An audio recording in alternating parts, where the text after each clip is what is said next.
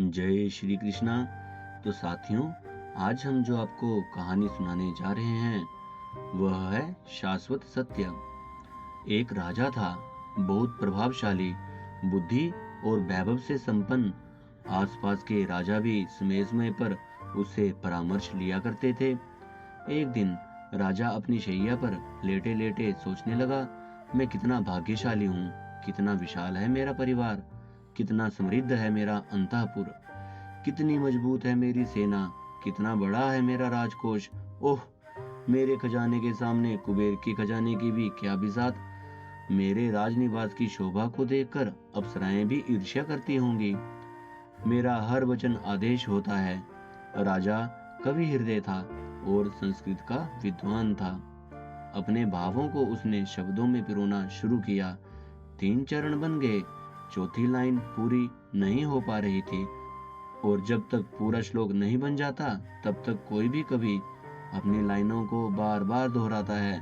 राजा भी अपनी वे तीनों लाइनें बार बार गुनगुनाने लगा।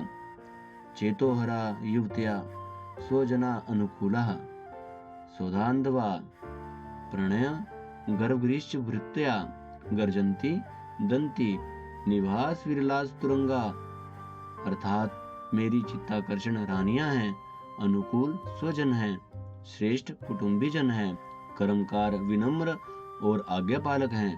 हाथी घोड़ों के रूप में मेरी विशाल सेना है। लेकिन बार बार गुनगुनाने पर भी चौथा चरण बन नहीं रहा था।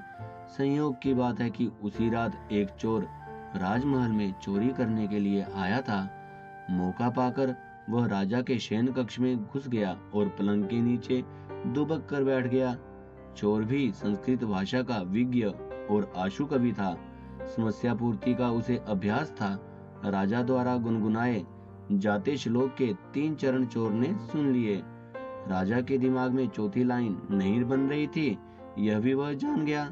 लेकिन 3 लाइनें सुनकर उस चोर का कवि मन उसे पूरा करने के लिए मचलने लगा। वह भूल गया कि वह चोर है और राजा के कक्ष में चोरी करने के लिए घुसा है। अगली बार राजा ने जैसे ही वे तीनों लाइनें पूरी की, चोर के मुंह से चौथी लाइन निकल गई।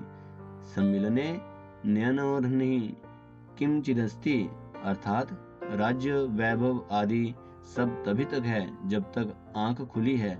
आंख बंद होने के बाद कुछ नहीं है, अतः किस पर गर्व कर रहे हो। चोर की इस पंक्ति ने राजा की आंखें खोल दी।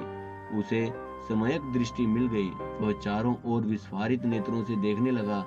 ऐसी ज्ञान की बात किसने कही, कैसे कही? उसने आवाज दी, पलंग के नीचे जो भी है वह मेरे सामने उपस्थित हो। चोर सामने आकर खड़ा हुआ, फिर हाथ जोड़कर राजा से बोला, हे राजन, मैं आया तो चोरी करने था, पर आपके द्वारा पढ़ा जा रहा श्लोक सुनकर यह भूल गया कि मैं चोर हूँ। मेरा काव्य प्रेम उमड़ पड़ा और मैं चौथे चरण की पूर्ति करने का दुस्साहस कर बैठा। हे राजन, मैं अपराधी हूँ, मुझे क्षमा कर दें। राजा ने कहा, तुम अपने जीवन में चाहे जो कुछ भी करते हो, इस क्षण तुम मेरे गुरु हो। तुमने मेरे जीवन के यथार्थ का परिचय कराया है। आंख बंद होने के बाद कुछ भी नहीं रहता, यह कहकर तुमने मेरा सत्य से साक्षात्कार करवा दिया। गुरु होने के कारण तुम मुझसे जो चाहो वो मांग सकते हो। चोर की समझ में कुछ नहीं आया, लेकिन राजा ने आगे कहा, आज मेरे ज्ञान की आंखें खुल गई हैं, इसलिए शुभस्य शीघ्रम, इस सूक्त को आत्मसात करते हुए मैं शीघ्र ही संन्यास लेना चाहता हूँ। राज्य अब तृण के समान प्रतीत हो रहा है। तुम यदि मेरा राज्य चाहो तो मैं उसे सहर्ष देने के लिए तैयार हूँ। चोर बोला, राजन, आपको जैसे इस वाक्य से बोध पाठ मिला है, वैसे ही मेरा मन भी बदल गया है। मैं भी संन्यास स्वीकार करना चाहता हूँ। राजा और चोर दोनों सन्यासी बन गए। एक ही पंक्ति ने दोनों को संपादित कर दिया। यह है सम्यक दृष्टि का परिणाम। जब तक राजा की दृष्टि सम्यक नहीं थी, वह धन, वैभव, भोग, विलास को ही सब कुछ समझ रहा था। जो ही आंखों से रंगीन चश्मा उतरा, दृष्टि सम्यक बनी कि पदार्थ पदार्थ हो गया और आत्मा आत्मा। जय श्री कृष्ण।